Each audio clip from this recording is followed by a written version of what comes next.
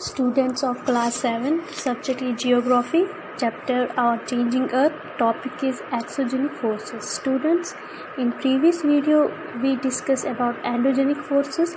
Now we will learn about the exogenic forces. Forces occurs above the surface of the earth and causes physical change in the earth's surface are called exogenic forces. Like the forces of wind, river, glaciers. तो exogenic forces वो ताकतें होती हैं या वो forces होती है जो अपनी एनर्जी की वजह से अर्थ के ऊपर से एक्ट करती है, जिसकी वजह से अर्थ की सरफेस पे चेंजेस होती। तो ये वो ताकतें हैं जैसे हवा की ताकत, पानी की ताकत, बर्फ़ की ताकत।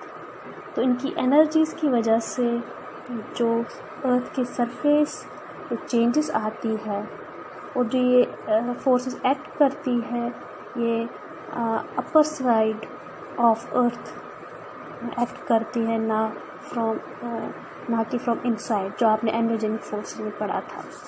तो first we will discuss about the force of water.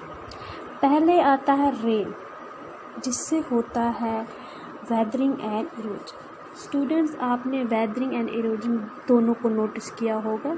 जब रेन वाटर की फोर्स से रॉक्स छोटे छोटे टुकड़ों में टूट जाते हैं, उसे बोलते हैं वेदरिंग। ये आपने देखा ही होगा ये प्रोसेस।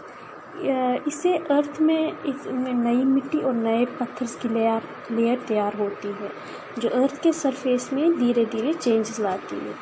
तो जो भी आप छोटे छोटे पत्थर देख रहे हो अभी आपके पैरों के नीचे होते हैं, ज़मीन के अंदर होते हैं, एक्चुअली वो बहुत बड़े रॉक्स होते हैं, बहुत बड़े बड़े पत्थर होते हैं, जो बारिश की वजह से, हवा की वजह से जो फोर्स पड़ता है इन रॉक्स पर, बड़े पत्थरों पर, उसकी फोर्स से टूट कर धीरे धीरे छोटे छोटे टुकड़ों में या फिर मिट्टी में तब्दील हो जाते हैं। So weathering is the breaking up the rocks on the earth's surface due to the force of water or weight. उसके बाद आता है erosion. Erosion is the process of removal of soil, rock or any dissolved material by water or wind from one location to another on the earth place. बच्चों, आपने weathering भी देखा होगा कैसे जब रेन हो रही होती है, बारिश हो रही होती है, एक ऊंचाई वाली जगह से एक नीचे की ओर जाती हुई जगह से बहुत सारा पानी अपने साथ, छोटे छोटे पत्थर और मिट्टी को अपने साथ, वो पानी, बारिश का पानी अब से सब ऊपर से लेकर नीचे आ रहा है। ये प्रोसेस भी आपने देखा होगा, एरोजन का प्रोसेस। जब भी रेन होती है या बर्फ़ का पानी जमा होता है, बर्फ़ का पानी चलने लगता है, या कभी जब बहुत तेज़ विंड चलती है, तो आपने एरोजन का प्रोसेस देखा होगा कैसे मिट्टी एक जगह से दूसरी जगह जाते हैं, रॉक्स, पत्थर एक जगह से दूसरी जगह अर्थ के सरफेस पे चलने लगते। तो इसकी वजह से क्या होता है, ये जो प्रोसेस होता है ये बहुत धीरे धीरे काम करता है। ये धीरे धीरे अर्थ की सरफेस में नई layers of soil and rock form करता है, जिससे हमारी अर्थ चेंज होती है। तो ये दोनों प्रोसेस आपने देखे हुए, वेदरिंग एंड इरोजन। तो वेदरिंग एंड इरोजन बहुत चेंजेस क्रिएट करते हैं ऑन अर्थ, यानी कि हमारी अर्थ की सरफेस को तब्दील करते हैं। तो इसके बाद जो हम दूसरे जो वाटर की फोर्स का इफेक्ट पड़ता है हमारे अर्थ के सरफेस पे, कि उसे हम बोल सकते हैं रिवर फ्लो फॉर्मेशन। दरिया तो स्टूडेंट्स आपने देखे ही होंगे कि जैसे हमारे स्टेट के एक बहुत बड़ा दरिया है जो झेलम है, वो आप सब ने देखा होता।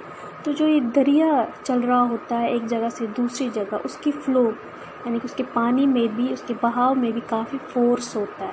तो वो क्या तब्दीली लाता है अर्थ के सरफेस में। दरिया भी अपनी पानी के तेज़ बहाव की वजह से जहाँ से गुज़रती है वहाँ अर्थ के सरफेस पे चेंजेस लाती है। जब दरिया किसी ऊंची जगह या बड़े रॉक से नीचे गिरती है विद टाइम्स, तो ये वाटरफॉल या झरना क्रिएट करती है।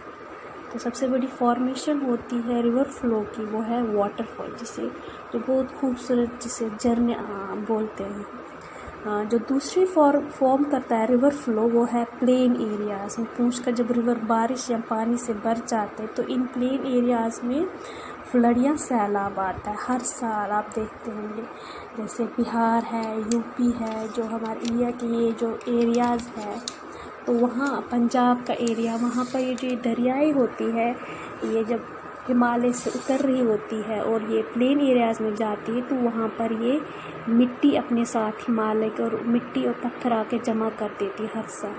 تو اس سے بڑا جو یہ والا ایریا ہوتا ہے, یہ میدانی علاقوں میں جو یہ دریا یہ چیزیں جمع کرتی, اس سے جو میدانی علاقوں کی مٹی ہے وہ کافی زرخیز ہو جاتی, فرٹائل ہوتی ہے.